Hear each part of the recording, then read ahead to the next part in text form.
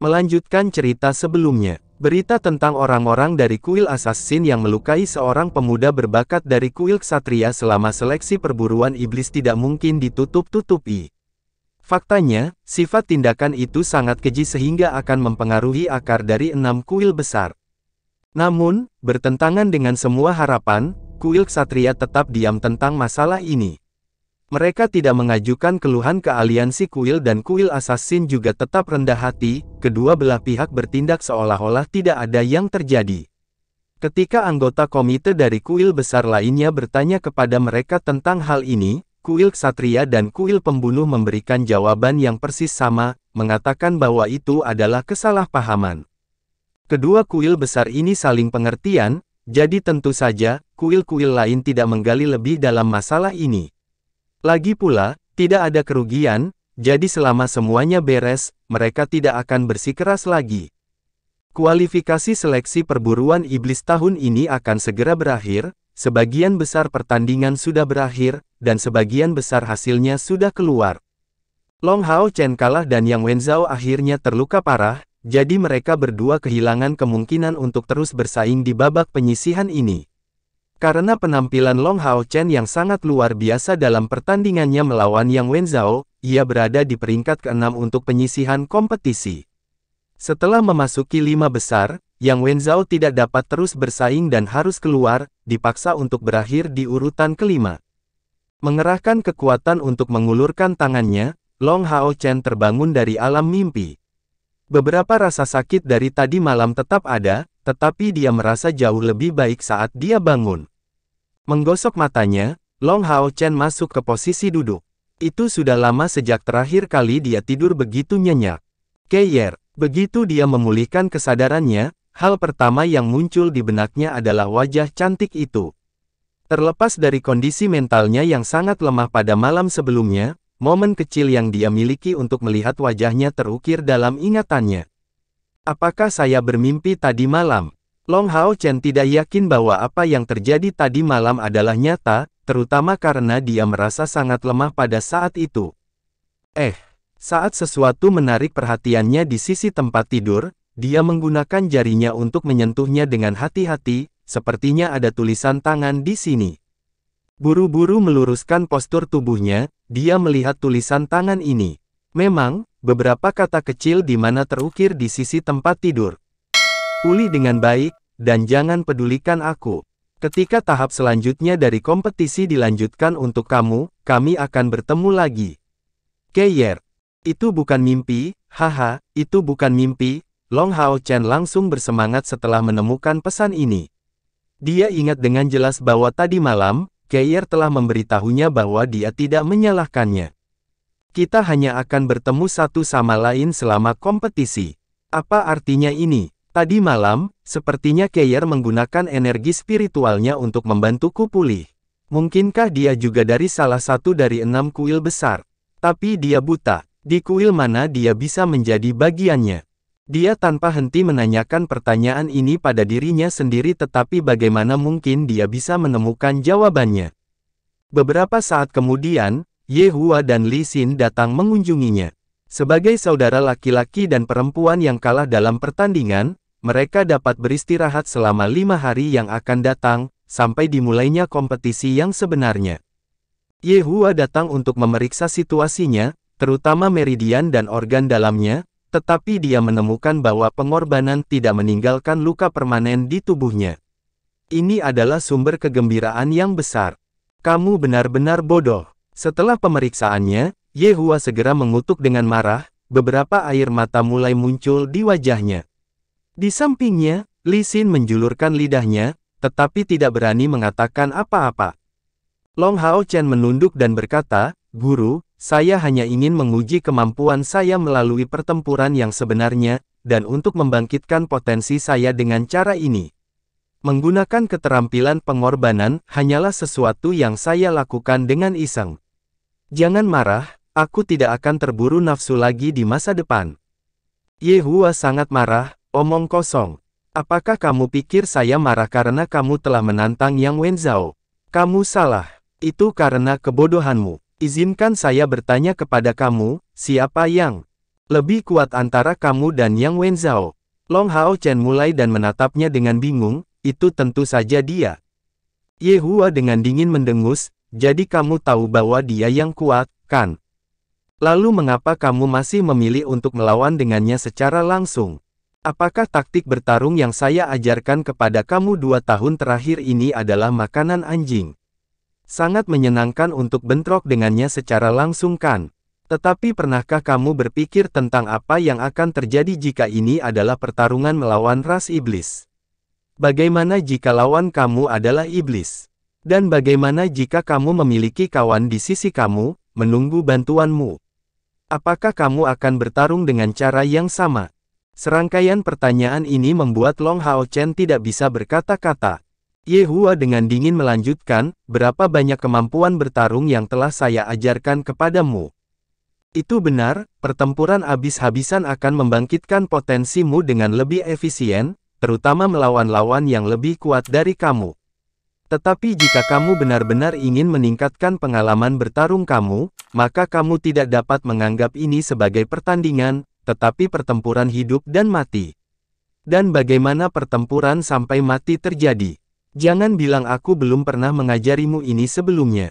Long Hao Chen lebih lanjut menundukkan kepalanya, keterampilan dan teknik kamu untuk mengatasi lawanmu, dan lakukan yang terbaik untuk menjaga dirimu sendiri. Ye Hua dengan kuat mengepalkan tinjunya. Untungnya, kamu masih ingat. Katakan padaku sekarang, apakah kamu seorang ksatria pelindung atau ksatria retribusi pada akhirnya? Long Hao Chen terdiam. Dia tidak tahu bagaimana menjawab pertanyaan Ye Hua ini. Ye Hua berkata dengan acuh tak acuh, dalam hal kejeniusan, bahkan jika 10 dari saya tidak dapat menandingimu, dalam hal pengalaman, 10 dari kamu juga tidak dapat menandingi saya. Izinkan saya membantu kamu menjawab pertanyaan ini. Ketika kamu perlu menyerang, jadilah ksatria retribusi, dan ketika kamu perlu melindungi, jadilah ksatria pelindung. Tetapi kamu harus berhati-hati ketika kamu menggunakan kemampuan kamu sebagai ksatria retribusi, kamu tidak boleh melupakan status kedua kamu. Bakat bawaan kamu sangat tinggi sehingga kamu dapat menanggung kedua peran tersebut, tetapi karena itulah masalahnya, kamu harus menggabungkannya untuk sepenuhnya mengeksploitasi kemampuanmu. Jangan biarkan aku melihat tindakan konyol seperti itu lagi, atau kamu tidak pantas menjadi murid Ye Hua ini. Iya. Long Hao Chen bergegas menjawab dengan hormat. Ye Hua memarahinya, tetapi yang lebih penting, dia penuh dengan kekhawatiran. Dia tahu bahwa gurunya takut dia akan mengambil jalan yang salah. Setelah mencuci wajahnya, Long Hao Chen mulai berkultivasi. Bahkan jika pagi ini, tubuhnya sudah terasa jauh lebih baik, dia masih harus membiarkan energi spiritual eksternalnya dan luka di tubuhnya pulih. Namun, seperti sebelumnya, tidak ada setetes pun yang tersisa dari energi spiritual internalnya, hanya saja, tungku spiritual suci tampaknya telah memulihkan pancaran aslinya. Sudah tidak banyak yang tersisa dari pil kultivasi yang diberikan Lin Xin padanya. Kali ini, Long Hao Chen tidak mengambilnya, dan hanya duduk bersila, dengan tenang, memasuki keadaan meditasi, memperhatikan dengan cermat fluktuasi tungku spiritual sucinya. Lembut, dalam, luas. Setelah kesadarannya memasuki tungku spiritual sucinya, dia segera merasakan ketiga sensasi ini. Sebelumnya, dia tidak bisa merasakan energi spiritual yang beredar di tungku spiritual sucinya, tetapi sekarang, dia bisa melihat tetesan cairan berwarna emas. Tetesan terang ini kecil, tetapi sangat mencolok, di tengah tungku spiritual suci putih susu ini. Tetesan emas ini memiliki ukuran butiran beras, tetapi yang mengejutkan Long Hao Chen yang tak terlukiskan adalah bahwa tetesan emas ini sebenarnya dalam keadaan yang sepenuhnya cair. Energi spiritual cair. Setelah menggunakan skill pengorbanan, saya secara tidak sengaja mencapai keadaan mencairkan energi spiritual saya. Tanpa disadari, Long Hao Chen mulai berkultivasi sesuai dengan metode pelatihan sebelumnya. Karena tidak ada energi spiritual internal yang tersisa di tubuhnya, kecepatannya untuk merasakan fluktuasi esensi cahaya eksternal jauh lebih lambat. Tetapi tidak boleh dilupakan bahwa dia memiliki fisik putra cahayanya, jadi afinitas elemen cahayanya jauh melampaui dibandingkan dengan orang biasa. Esensi cahaya eksternal yang lembut mulai memasuki tubuh Long Hao Chen, saat dia segera menyadari bahwa dia tidak perlu mendesak mereka sama sekali. Esensi cahaya ini tampak seolah-olah telah menemukan semacam sumber, karena diam-diam menuju ke tungku spiritual suci sebelum langsung bergabung dengannya. Reaksi tungku spiritual suci tenang, hanya memancarkan kilau terang dari tubuhnya yang seputih susu. Memeriksa bagian dalam tungku spiritualnya sekali lagi, seperti yang diharapkan, Long Hao Chen menemukan bahwa esensi cahaya, yang telah diserap dan diubah menjadi setetes cairan berwarna emas, telah berubah menjadi bagian dari tungku spiritual.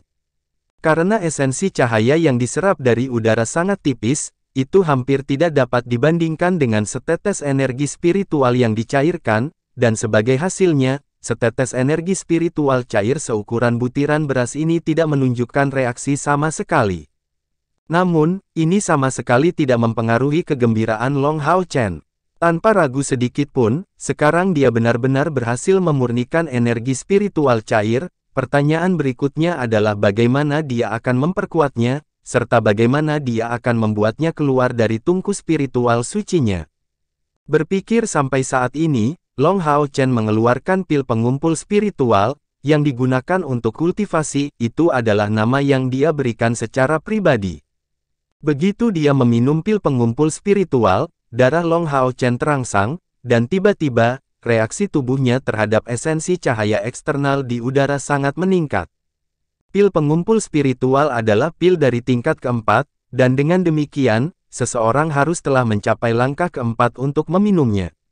Meskipun Long Hao Chen telah kehilangan energi spiritual internalnya, tubuhnya masih merupakan ksatria agung dari langkah keempat. Meridiannya menyerap energi pil ini tanpa penolakan. Secara alami, setelah meminum pil pengumpul spiritual, kecepatan penyerapannya dari esensi cahaya eksternal sangat dipercepat. Esensi cahaya di udara ini diserap dari segala arah, langsung melewati pori-porinya dan memasuki tubuhnya untuk segera diserap oleh tungku spiritual sucinya. Tungku spiritual suci saat ini seperti jurang maut. Terlepas dari berapa banyak esensi cahaya yang diserap Long Hao Chen, itu menelan segalanya. Satu-satunya perubahan yang muncul adalah bahwa warna emas yang dipancarkan oleh tubuh tungku spiritual suci mulai menguat secara bertahap. Begitu saja, Long Hao Chen benar-benar tenggelam dalam momen kultivasinya. Momen kultivasi ini membosankan dan tidak menarik, tetapi itu memberinya rasa kepuasan yang kuat untuk dapat menumpuk tetesan ini satu demi satu. Aspek ini adalah sesuatu yang umum untuk semua panggilan. Dalam sekejap, 3 hari telah berlalu. Selama 3 hari ini, selain makan, Long Hao Chen benar-benar tenggelam dalam kondisi kultivasinya. Dia menceritakan segalanya tentang kultivasinya saat ini kepada Ye Hua, yang tampaknya tidak mengerti sepenuhnya dalam keadaan seperti apa dia. Kemudian, dia diam-diam menunggu instruksi Ye Hua. Bagi Ye Hua, apa yang terjadi tentu saja merupakan hal yang baik, dan meskipun dia tidak tahu misteri halus macam apa yang mengelilingi tungku spiritual suci, Ye Hua ingin melihat Long Hao Chen dalam keadaan seperti ini. Iya, selain itu, bagaimana pertumbuhan putra cahaya bisa dikendalikan oleh orang lain. Namun, Ye Hua memiliki banyak pengalaman dalam metode kultivasi, jadi bahkan dengan bakat bawaannya yang sangat lemah, dia masih berhasil menerobos ke langkah ksatria bumi, dan telah meneliti metode kultivasi yang tak terhitung jumlahnya. Akibatnya, dia dengan hati-hati merenungkan masalah ini, sebelum mengatakan kepadanya bahwa itu adalah tungku spiritual suci yang membantunya menghasilkan energi spiritual. Energi spiritual yang dipelihara. Kultivasi Long Hao Chen jelas belum mencapai langkah kelima, jadi dalam keadaan ini, membuat energi spiritual cair muncul seharusnya tidak mungkin. Bahkan jika tetesan energi spiritual cair ini muncul secara kebetulan, Ye Hua benar-benar yakin bahwa jika itu adalah orang lain selain Long Hao Chen, bahkan jika dia bisa menggunakan pengorbanan pada levelnya, dia tidak akan pernah bisa melakukan hal yang sama. Satu-satunya penjelasan untuk fenomena ini adalah efek dari tungku spiritual suci. Di dalam tungku spiritual suci, ruang khusus diproduksi, membantu Long Hao Chen untuk mengompres energi spiritualnya, mencairkannya. Ketika Long Hao Chen mengkamulkan pengorbanan itu menghabiskan energi spiritualnya sendiri sambil menyalakan darahnya. Tungku spiritual adalah benda paling misterius di langit dan bumi, melindungi penggunanya dengan cukup baik.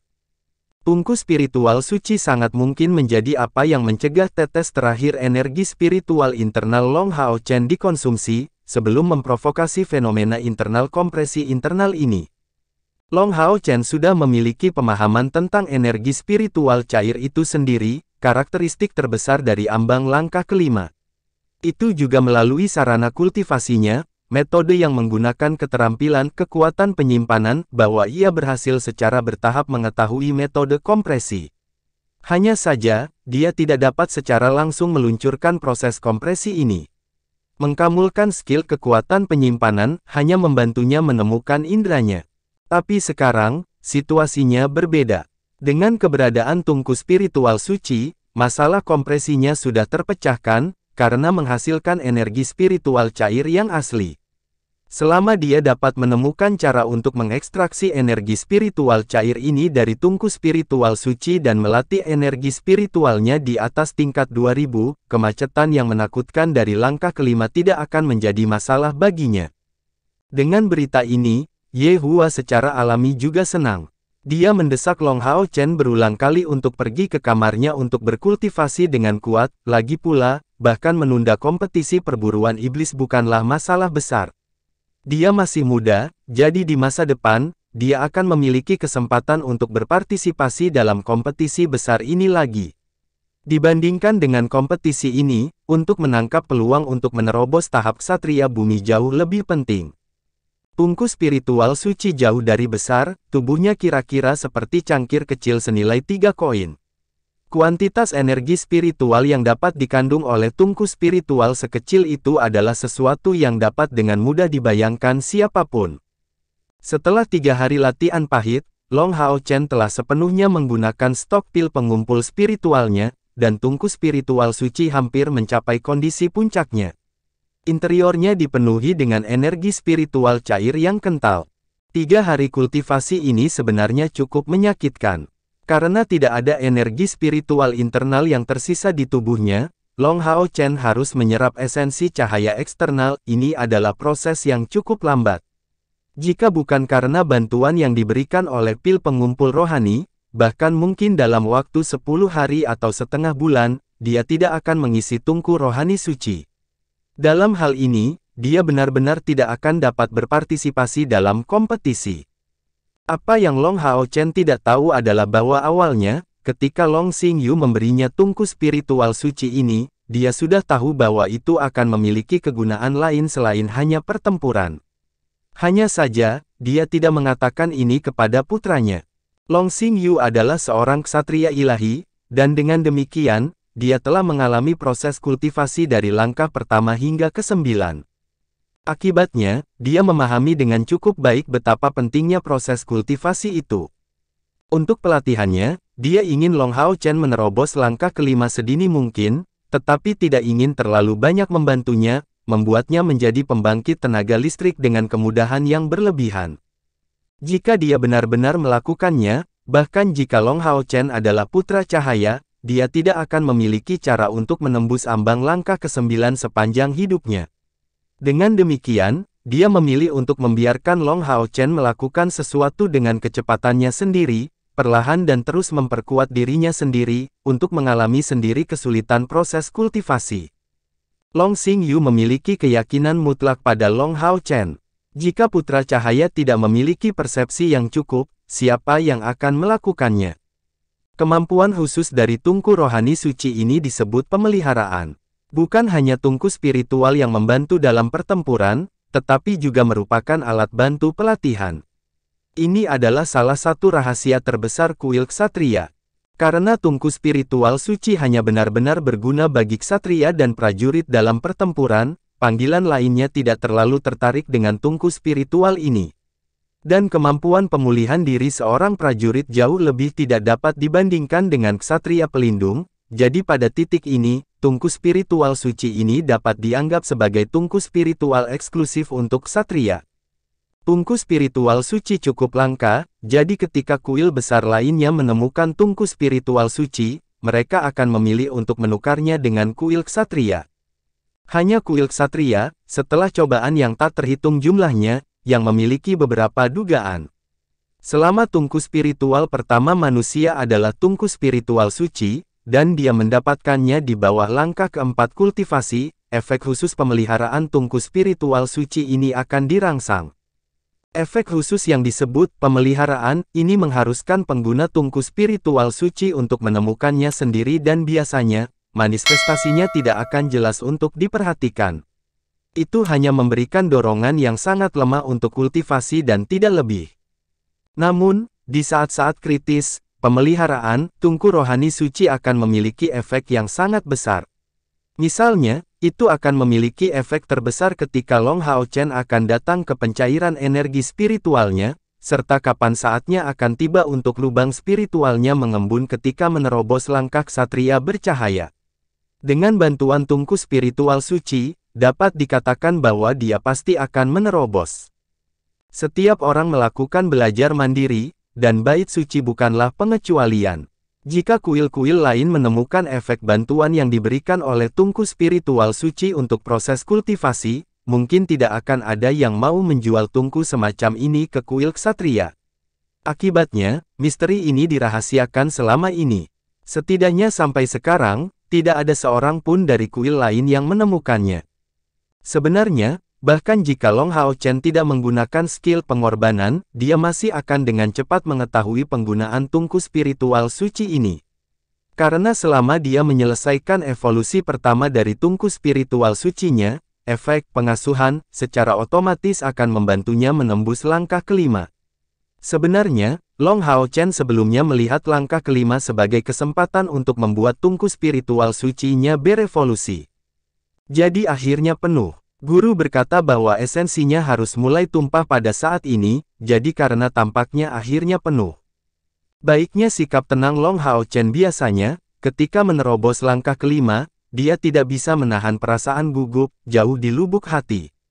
Kultivasinya sedang berlangsung, dan saat itu sedang berlangsung, keadaan cair dari energi spiritualnya mulai menjadi lebih kaya dan lebih kaya. Drop demi drop sedang terakumulasi, tampak tumpah. Akhirnya, tungku spiritual suci berhenti mengumpulkan lebih banyak energi spiritual cair, dan setetes cairan berwarna emas demi satu mulai mengalir turun dari tepi tungku spiritual suci. Pada saat ini, Long Hao Chen merasakan tubuhnya gemetar saat mulai memancarkan aura suci yang padat. Cincin cahaya keemasan naik di atas kepalanya, samar-samar dipadatkan untuk membentuk gumpalan esensi cahaya keemasan. Ini adalah kamu dari awan spiritual naik yang canggih.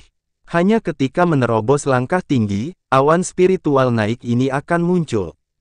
Tetesan energi spiritual cair sedikit, tetapi mereka menerangi semua meridian di tubuh Long Hao Chen.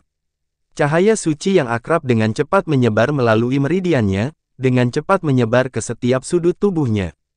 Dibandingkan dengan warna emas tipis sebelumnya dari energi spiritual internal, warna ini jauh lebih dalam, kemegahannya sudah mendekati warna emas cerah. Meskipun, sampai sekarang, hanya satu tetes energi spiritual cair yang tumpah ke tubuh Long Hao Chen, esensi cahaya diserap dengan kecepatan yang fenomenal. Sementara itu, tungku spiritual suci memancarkan cahaya yang intens dan terang. Apa yang bisa dilihat dengan jelas adalah bahwa di dada Long Hao Chen, sebuah cincin cemerlang yang kaya telah terbentuk, menyebar kemana-mana. Menyelimuti seluruh tubuhnya di dalamnya. Tungku spiritual suci perlahan berputar di sekitar dadanya, menyebabkan tetesan energi spiritual cair, satu demi satu, tumpah. Setelah mengambil warna emas setelah menyambut semua energi spiritual internal cair ini di dalamnya, akhirnya kembali ke warna putih susu sebelumnya. Setelah pergumulan sepele ini, pola-pola mistis mulai muncul di permukaan tungku rohani suci. Itu berevolusi, tungku spiritual suci berevolusi. Long Hao Chen segera menemukan sesuatu. Bukan hanya tungku spiritual suci yang berevolusi, tetapi dia juga dapat dengan jelas melihat bahwa cairan lembut berwarna emas berputar di sekitar tungku spiritual suci ini. Meskipun tampaknya mengejutkan, itu adalah energi spiritual cair. Di masa lalu, ketika dia menggunakan kekuatan penyimpanan untuk pelatihan kultivasinya, energi spiritual cair juga telah muncul, tetapi pada saat itu, selama dia membiarkan kekuatan penyimpanan memudar, energi spiritual ini akan segera mendapatkan kembali keadaan aslinya. Tapi sekarang, segalanya berbeda. Di dalam tubuhnya, di sekitar tungku spiritual suci, yang muncul adalah energi spiritual cair asli. Terlepas dari kenyataan bahwa hanya ada sesuatu seperti total 100 tetes energi spiritual cair ini, dengan begitu banyak tetes, bukankah dia akan segera kembali ke kondisi puncak?